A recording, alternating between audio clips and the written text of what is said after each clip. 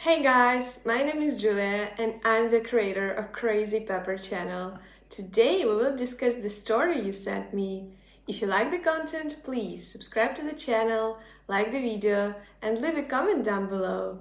So let's start it.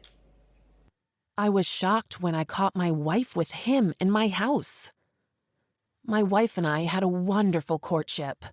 I felt as though we had so much in common. I was the happiest man on earth. When a couple of months after we got married, everything changed. My sister got married, and my wife's feelings were hurt as she was not invited to be in the wedding.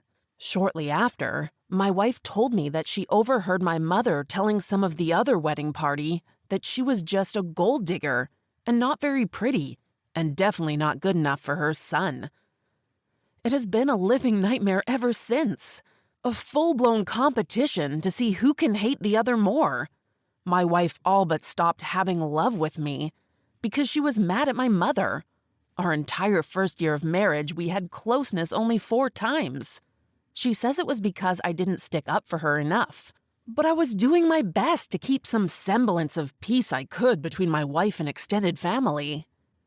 Well, as you can probably imagine, as a man in my late 20s who was constantly arguing, she said, between my wife and parents, barely getting any action at home, and surrounded by attractive females at my job, I started fantasizing about a different life.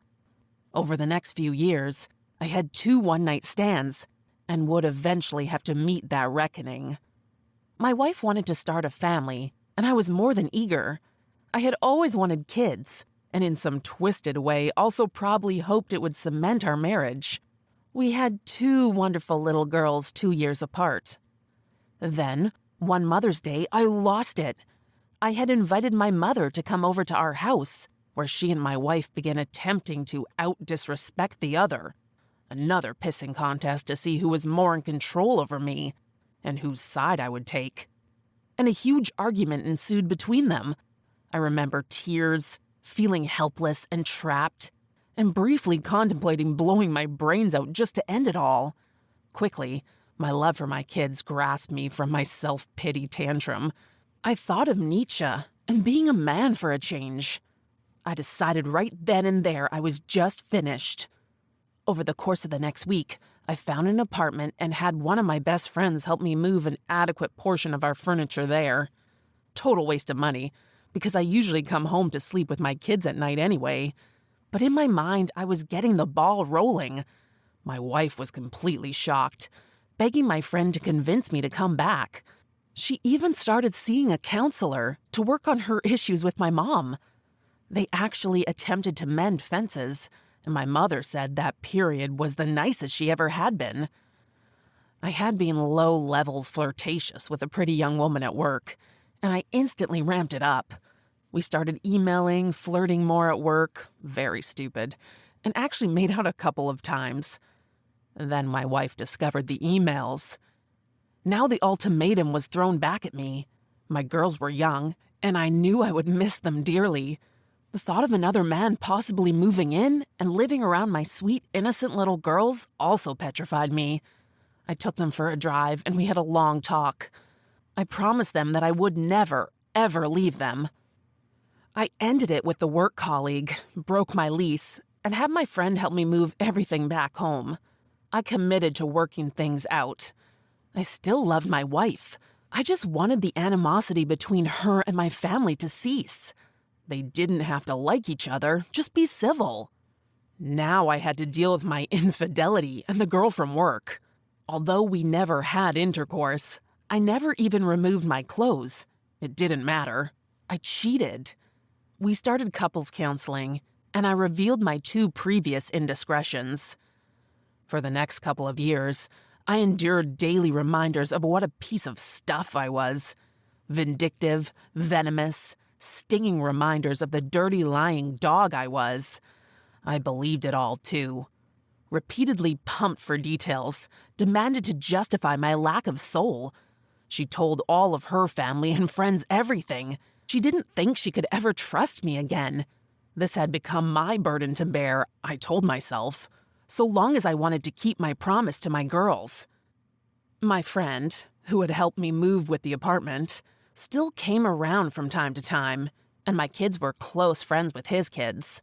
Although always eager to knock me back down a couple of notches, my wife became particularly vicious with her words towards me when he was there. This escalated over months. My friend and I live 5 minutes from each other, so it was never a surprise for him to come by and drop off this or that. But one day, I came home. He and my wife were sitting outside talking, and he just had a strange look on his face. I would characterize it as part surprise, part guilt.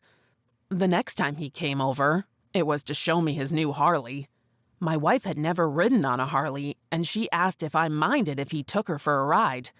I said, sure, no problem. They were gone for an hour. Yeah, not the ride I had in mind. Now my suspicions are up. So I start asking her some questions, and get told it's my guilty conscience. Maybe I'm screwing around on her again. I'm the scumbag cheater, not her, etc. Soon after, I was downloading the pics off our digital camera, and I saw a picture of the two of them sitting on the tailgate of his truck parked in the middle of our front yard. The pic was taken from inside the house, so I asked my 8-year-old daughter if she knows anything about it.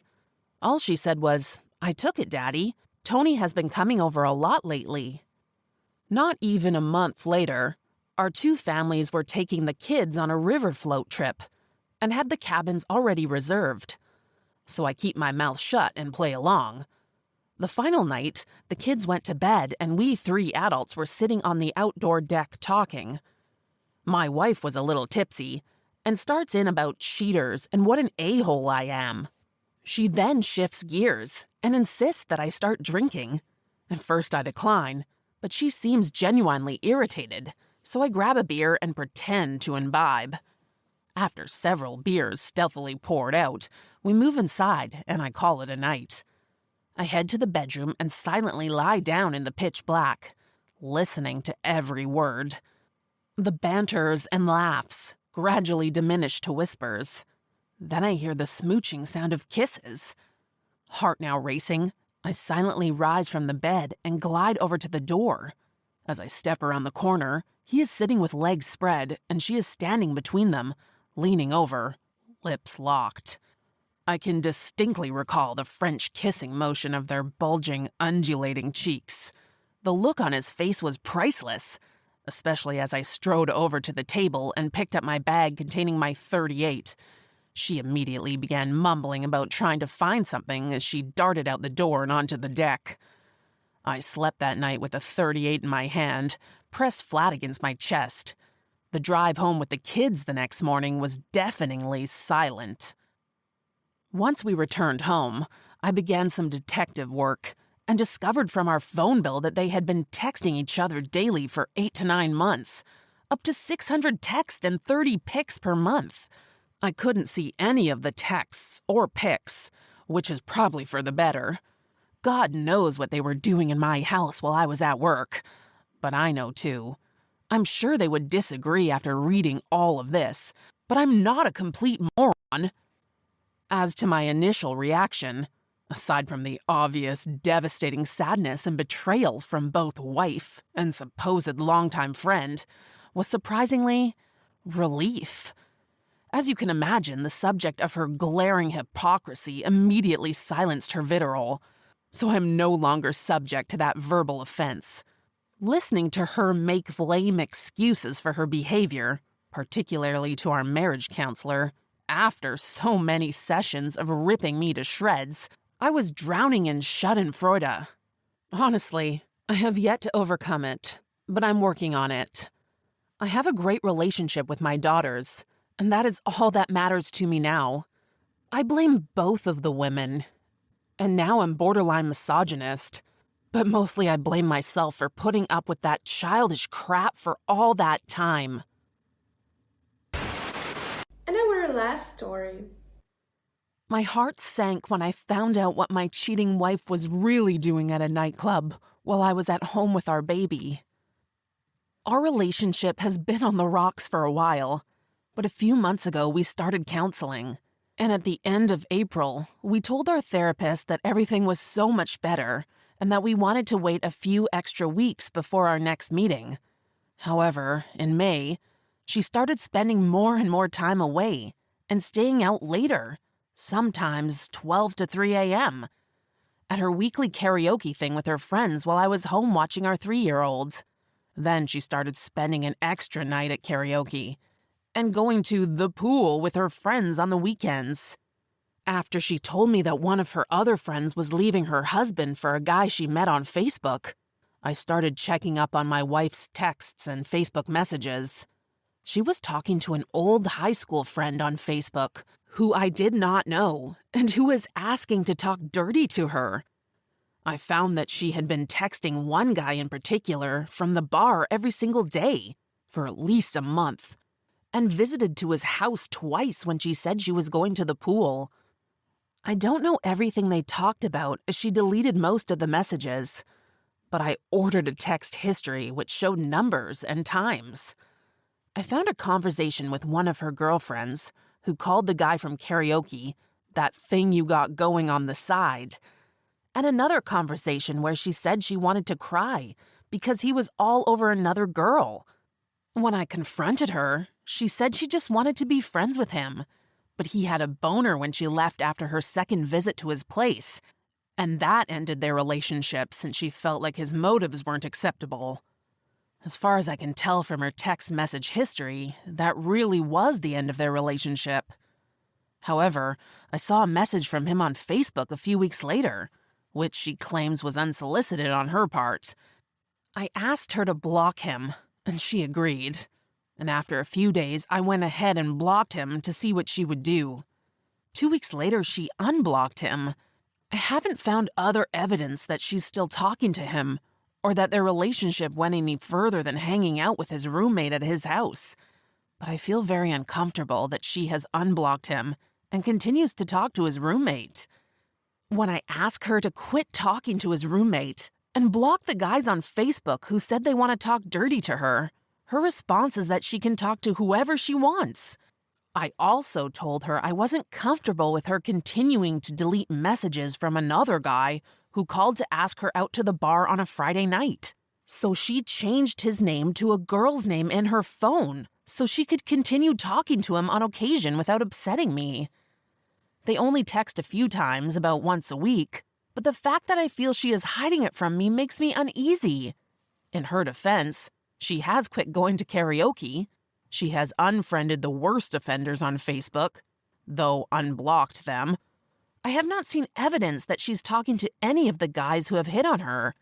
She has been home by 10 p.m. at the latest since I confronted her about staying out so late. As far as I can tell, she is just going to dinner with a girlfriend once a week now.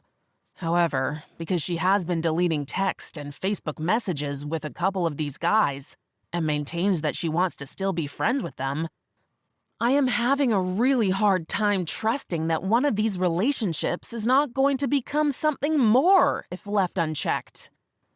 Part of me just wants to trust that she really will prevent these relationships from going too far. At the same time, I am reminded of so many close friends, and my mom, who ended up cheating on their spouses in relationships that started just as friends. I should also point out that I am not completely against her having guy friends, but the ones that I have not met make me nervous. She says she has invited them over for parties before, but plans haven't worked out. She is also planning an overnight trip to go clubbing at a city about 2 hours away next weekend. I have told her I'm not really comfortable with it, but I'm trying to trust that she will be faithful.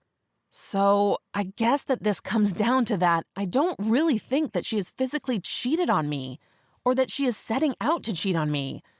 But she thinks I am an overbearing tyrant for her wanting to end relationships with these young single guys who seem to have no respect for our marriage.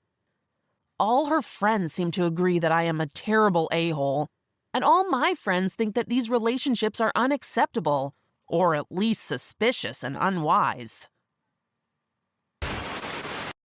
Thanks guys for staying with me. I hope you enjoyed the video. Bye!